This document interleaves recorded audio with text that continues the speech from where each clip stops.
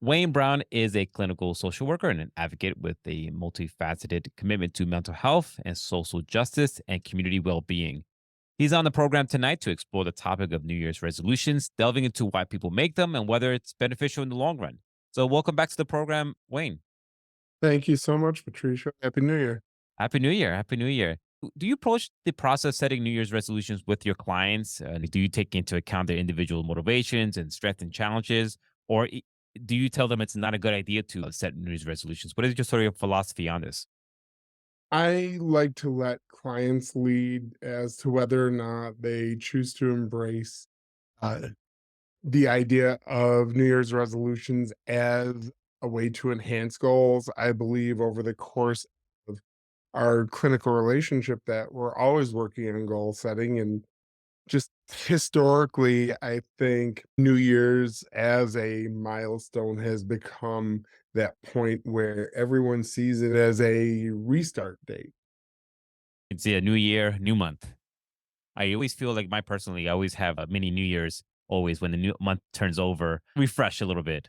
I'm sure you can even do that in daily when a new day starts and reset yourself if you had like a rough day the day before or anything like that. So, Absolutely. One thing that when I'm working with individuals who are struggling with addiction, they are extremely mindful of yesterday I did something that I don't want to do.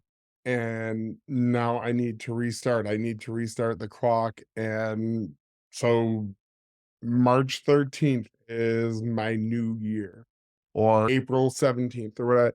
It's having if having the milestone of January 1st is what's going to motivate someone to make a difficult change in their lives, then I root for that. yeah, absolutely. In your experience as a therapist, what are some of the common patterns or themes you observed and reasons people make New Year's resolutions?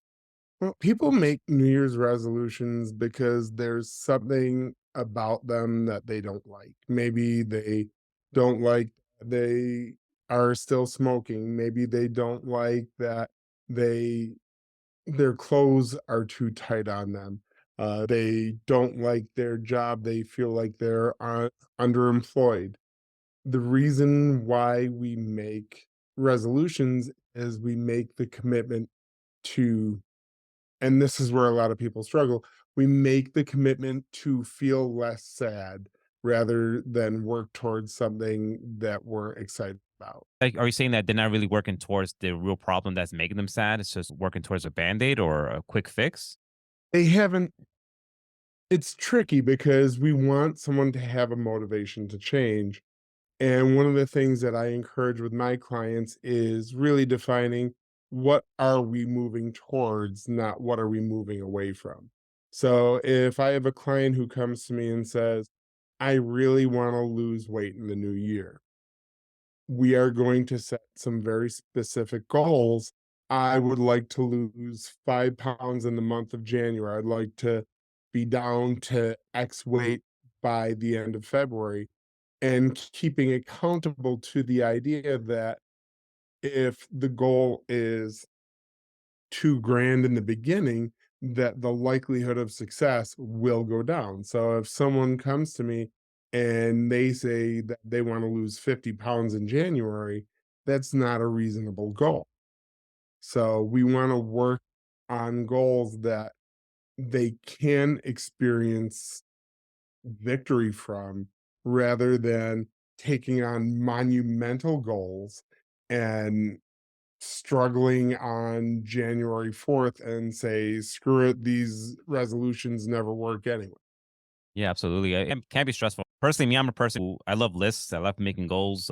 I list everywhere. It helps me process the day and get things out of my head and get things on paper. But I know it can be overwhelming knowing that you have to do X and Y, these so many stuff. So people often feel stressed about keeping their resolutions. How do you suggest handling tough times or feel like giving up? Like you just said, January 4th, that things are overwhelming them and they say, screw it. It's when you're creating your resolutions, you need to look at number one, what are you working towards? So I want to lose weight or I want to quit smoking because I have a teenage child and I want to be around to walk them down the aisle when they're older. That's fantastic. And that's a really noble goal. What's something more important to you that's a little bit more proximal, that's more real? Yeah, coming up with a positive, future oriented goal that is concrete. I want to fit better into my clothes. I want my clothes to not smell like cigarettes. And I would love for that to be true by St. Patrick's Day, just to throw out dates.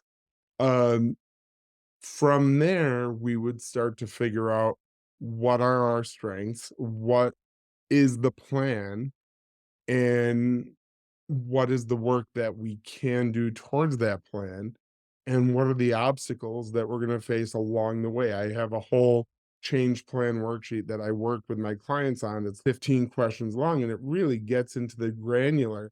But the first question about what we're going to do to make changes doesn't happen until the fifth question, because making the changes is not nearly as important as having the reason why you want to change. So I work with the client to really suss out for themselves, why is this change important for me? Because otherwise, whatever the obstacle is going to become extraordinarily difficult very quickly. This is why on January 2nd and 3rd, the gym is always filled. And by January 15th, it's relatively back to normal because we get so excited about our goals. We go into our goals and we're like, this is the year that I'm going to accomplish X. And if you ask them, why is this so important to you?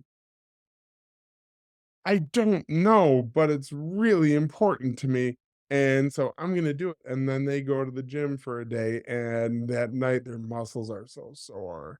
And they wake up in the morning and they didn't have a good night's sleep. And they can, you know what? I can go to the gym after work. And after work, I'm so tired. I'm just going to go tomorrow. And it's really, if you don't have a meaningful thing that you're working towards, the obstacles that will come with resolution setting will seem far greater.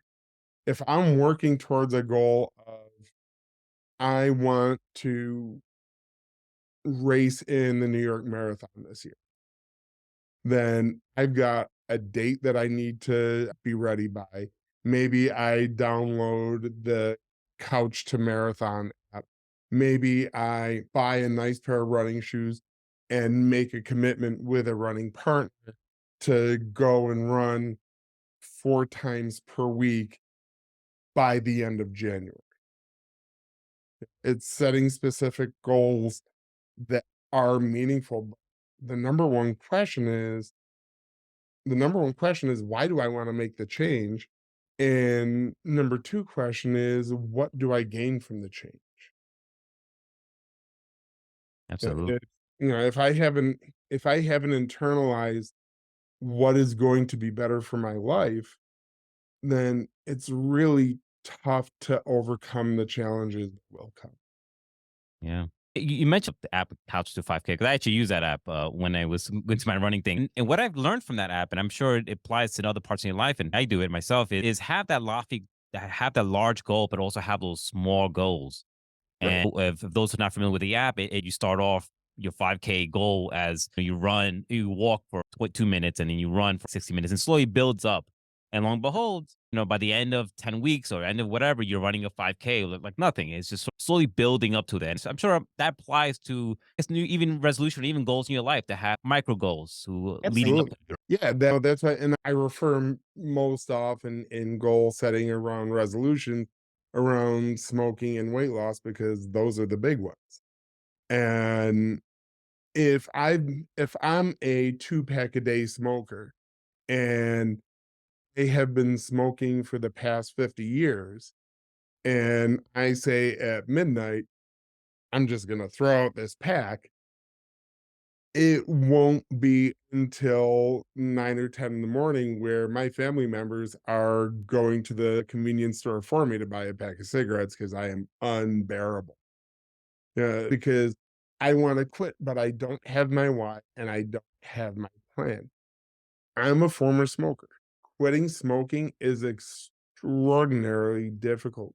And if you don't have a reasonable plan or a reasonable motivation, then those stuck points, those craving points are easy to find an excuse why just this one time kicks in. Yeah, absolutely. So you mentioned the obstacles that come in, and if you don't have a strong why or sort of strong foundation, and to me that would be like the plan. Those things can knock you over. Um, And part of dealing with those obstacles is who can you go to that is important in your life that will help you when the obstacles show up? how do you guide people growing and improving themselves throughout the year? And are there sort of simple tricks or habits that you find work well for making lasting changes? Unfortunately, the only way to make lasting changes, it's very boring. It's just to begin small and continue doing. I used to be a guy who went to the gym all the time, and that stopped after I had children. Is that a goal for me to get back to the gym? Absolutely. After my kids are more self-sufficient and more independent. Part of setting goals is setting goals on a timeline that is realistic. If you've got an infant at home and you're working a 40-hour job and your spouse also has a job and you have all these other obligations, maybe setting a goal of going to the gym 5 times a week is setting yourself up for failure.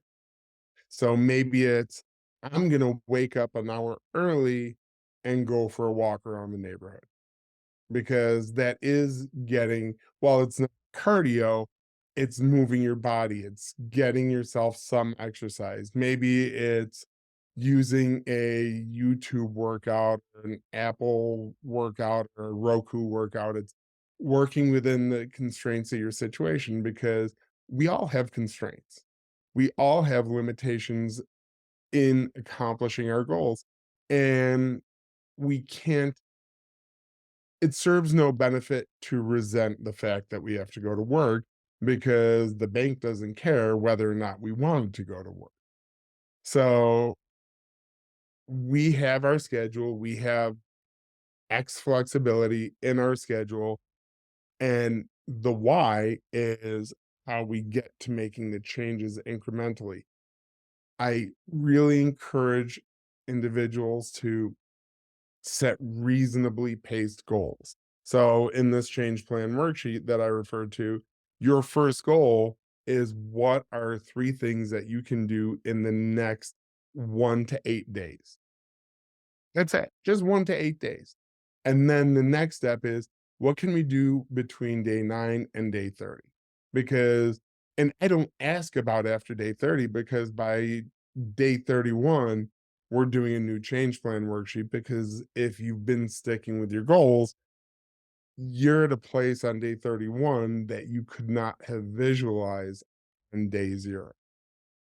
So why set day 31 goals when we don't have any earthly idea where you're gonna be? Absolutely. Yeah. You wouldn't leave the house going to a location not knowing what's your destination. So exactly. And that's exactly why you have to have a clear destination as to, I want to lose weight because I'm getting married this year, or my child has this event, or I wanna be healthier because my doctor told me that I'm pre-diabetic, or I wanna quit smoking because I keep coughing and it makes me feel really self-conscious about the cough. Plus, my mother died from lung cancer, and that's something that is disconcerting to me. So, in setting the goal of, I wanna quit smoking because my family member died from this horrible disease, it's not, I don't wanna die like my parent did. It's, I wanna quit smoking because I wanna live to see this grand event, and I wanna see all these smaller events beforehand. Yeah, absolutely. And Yeah. those are me personally, that'll be a strong, I would think would be strong motivators for anyone to have. You have a private practice in the Buffalo Niagara area, right? Willow Grove Counseling. Do you want to talk about that before we go? Sure, sure. So at Willow Grove Counseling, I work with all sorts of individuals. My youngest clients are in elementary school. My oldest clients are in their 70s and 80s. And what I work with my clients on is really client centered. It's if you come to me and you're struggling with an emotion, a difficult and trying event in your life, a thing that just seems overwhelming to process, we work together to figure out resolution. And sometimes that's making peace with our past. I do a lot of trauma work. And one thing that's important in understanding trauma work is no matter how good we are at working with the trauma, it doesn't undo the past. This is actually part of resolutions as well, is sometimes we make resolutions based on past negative experiences. And we cannot outrun our past, no matter how fast we are. However, we can learn to adjust and manage the way we experience our past because it's not about making the past go away. It's about making sure we're not reliving the past every time something triggers a memory. Yeah. And that's where I work with my clients is just quieting those negative past voices and working towards something that is meaningful to my clients in their short, mid, and long-term future. Well, we're talking to Wayne Brown, counselor, educator, and speaker who have private practice at Willow Grove Counseling in the Buffalo, Niagara area. And we're talking about New Year's resolution. But thank you so much, Wayne, for joining us again. Happy New Year. Thank you so much for joining us on the program again. Have a wonderful new year.